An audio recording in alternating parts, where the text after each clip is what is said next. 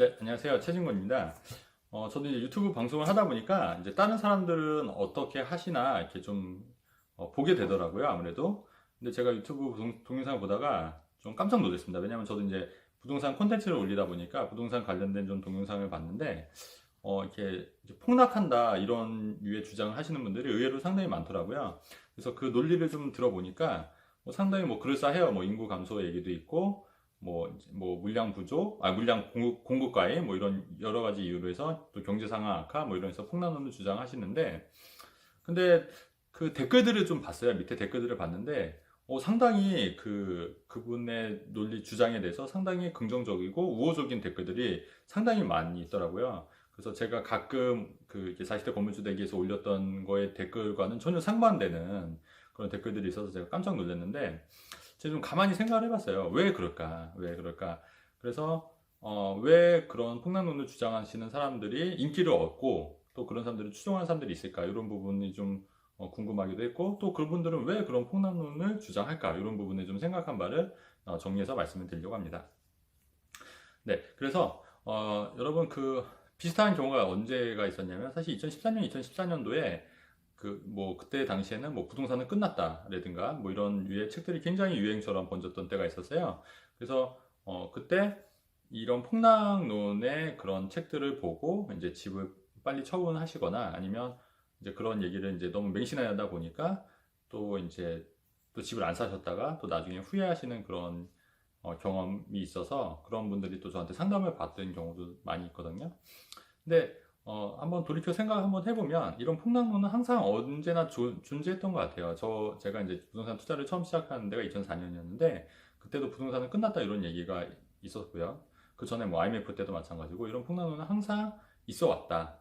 네, 그래서 그럼 왜 이런 사람들 폭락론에 대해서 상당히 이렇게 사람들이 왜 이런 폭락론에 대해서 열광을 할까 좀 고민을 한번 해보면, 우선은 제가 생각할 땐 이런 것 같아요. 뭐냐면 집값이 이게 자기가 생각할 때에 비해서 너무 비싼 거죠. 실제로 집값이 비싸 보니까 내가 이제 집을 살 수 없는 그런 이제 그런 안타까움과 그런 부분들이 이제 많이 존재하시는 것 같아요. 그리고 또 두 번째 뭐냐면 내가 집을 안 샀기 때문에 좀 집값이 좀 폭락했으면 좋겠다 이런 좀 심적인 상태가 돼 있으신 것 같아요. 근데 또 한편으로 생각하면 아니 내가 집을 안 샀으면 집값이 폭락해야 됩니까? 그거는 어떻게 보면 놀부심 뽑은 것 같아요. 놀부심 뽑은 것 같고, 내가 집을 안 샀더라도 내가 열심히 돈을 벌어서 집을 사야겠다 이런 생각을 가지셔야지, 집값이 폭락해서 그럼 집값이 폭락하면 그때는 정말로 집을 사실까요? 실제로 2014년, 2014년도에 집값이 많이 폭락했을 때 그때 왜 안 사셨어요? 그럼 여러분 그렇지 않나요? 아니면 2008년도 금융위기 때도 집값이 그때 많이 좀 고가 아파트는 좀 많이 폭락했을 텐데 그때는 왜 안 사셨을까요, 여러분? 사실 그거는 어떻게 보면 일종의 놀부 심보인 것 같고요. 그 다음에 그 집값과 전세값이 거의 비슷한데도 불구하고 전세를 사시는 분들은 한번 잘 마음의 그 소리를 한번 잘 들어보세요. 전세는 여러분 세금 안 내시잖아요. 그죠? 세금을 안 내고, 세금 안 내고 리스크도 전혀 없으니까 사실은, 그리고 남의 집에서 그냥 사는 거잖아요. 전세로 빌려서. 얼마나 좋아요, 여러분. 그잖아요. 세금도 안 내고 전세금도 하고 건강보험료도 안 올라요. 특히나.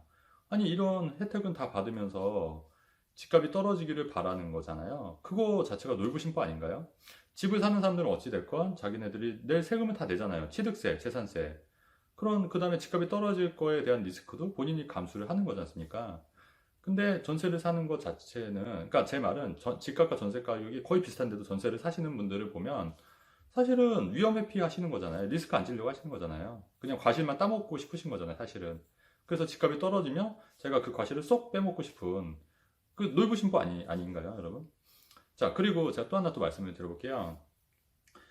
여러분, 집값 폭락한다고 주장하시는 분들 있지 않습니까? 그러면, 아니, 그렇게 그분들이 그렇게 정확한 예측력과 분석력이 있으신 분들이 왜 그런 분석력을 가지고 왜 본인들은 부자가 안 될까요? 무슨 말이냐면은, 제가 보면 집값 폭락한다고 주장하시는 분들 치고 제가 부자인 사람을 못 봤어요. 정말로. 물론 이제 사업적으로 해서 뭐 돈을 버신 분도 계시겠지만 대부분 폭락론자 분들은 부자랑은 관계가 없이 그냥 그것만 주구장창 주장하시는 분들이 의외로 많이 있거든요.